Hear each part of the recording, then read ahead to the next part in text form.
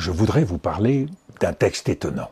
Un texte qui ne cherche pas à expliquer l'art, comme on explique une méthode, mais à le remettre à sa juste place, au point de plus grand danger, du plus grand mystère. Un texte qui dit qu'il existe au cœur de la beauté quelque chose de plus fort que le talent, de plus fort que la technique, de plus fort que l'élégance, une force sombre, terrestre, qui ne se laisse ni programmer ni acheter. Ce texte, c'est Jeux et théorie du Duende de Federico García Lorca. Lorca prononce cette conférence en 1933 et 1934 à Buenos Aires, puis à Montevideo. Il annonce une simple leçon sur l'esprit caché de la douloureuse Espagne. En réalité, c'est une déclaration de guerre contre tout ce qui rend l'art inoffensif, le joli, le décoratif, la virtuosité sans risque. Et c'est pour cela que ce texte nous parle si fort en 2026. Parce qu'il surprend quand notre époque adore le lisse, le reproductible, l'optimisé, ce qui se répète bien, ce qui se consomme vite, ce qui ne tremble pas. Le mot duende nous ouvre à nous Français à un monde qui à première vue peut nous paraître étrange, mais qui mérite d'être approché. Lorca le dit d'emblée. Le duende, il est insaisissable. Il vient de la tradition populaire, un esprit, un feu follet, un lutin, une de ces folles du logis qui troublent l'intimité, une présence qui surgit dans l'ombre. Ce n'est pas un concept, c'est une expérience. Et Lorca a cette intuition décisive. Le duende n'est pas une inspiration qui tombe du ciel. Il est une force qui monte du ventre de la terre. Pour nous le faire sentir, il propose une triade célèbre. L'ange, la muse et le duende. L'ange, il apporte la grâce d'en haut. La muse apporte la forme, l'inspiration. Le duende, lui, passe par le sang et par le corps. Il ne descend pas. Il remonte du plus profond des entrailles de la terre. Il ne caresse pas, il mord. Il n'embellit pas, il met à nu. Entendez le claquement de mains, le martèlement des pieds et des talons des danseuses et danseurs de flamenco. Et Lorca donne une phrase qui sert de boussole. Tout ce qui a des sonorités noires a du duende. Les sons noirs chez lui ne sont pas le goût du tragique pour le tragique, ce sont les racines, la profondeur, le point où l'art cesse d'être agréable pour devenir nécessaire. Ce noir n'est pas une couleur, c'est une vérité. Voilà pourquoi Federico García Lorca ancre sa théorie là où l'Espagne a mis son âme à nu, dans le flamenco, dans le cante jondo, le chant profond du plus ancien flamenco, dans cette voix qui n'est pas seulement belle, mais qui semble venir de très loin, comme si elle portait dans la gorge une mémoire de faim, de deuil, de fierté, de nuit.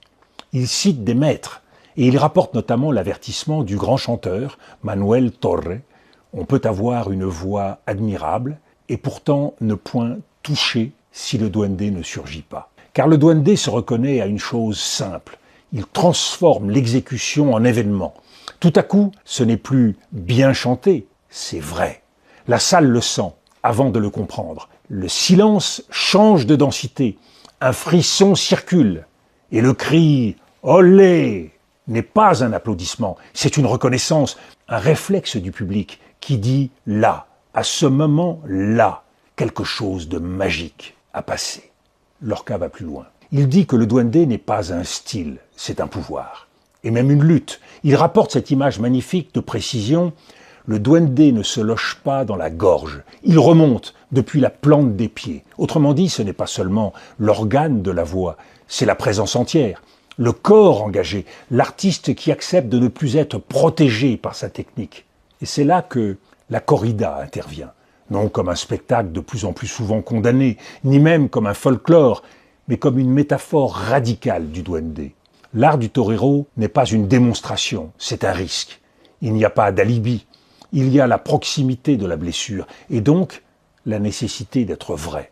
Le duende, chez Lorca, apparaît là où la beauté ne peut plus être sûre, là où l'on joue son souffle, où l'on joue sa peau, où l'on accepte la possibilité de tout perdre. C'est pour cela que Lorca insiste. Le duende surgit quand l'artiste, et à travers lui tous les artistes, renoncent à l'assurance, à la posture, quand ils ne cherchent plus à réussir, mais à toucher notre cœur, quand ils cessent de faire semblant. Quand quelque chose en lui consent à trembler, le duende, ce n'est pas le confort de l'inspiration, c'est la vérité arrachée au prix de la vie même, qui sanctifie l'œuvre. Et voilà au fond ce que Lorca nous laisse comme boussole pour aujourd'hui. Notre époque récompense le contrôle, la perfection, l'optimisation. Elle adore ce qui se reproduit, ce qui s'exporte, ce qui se monétise. Lorca vient dire exactement l'inverse.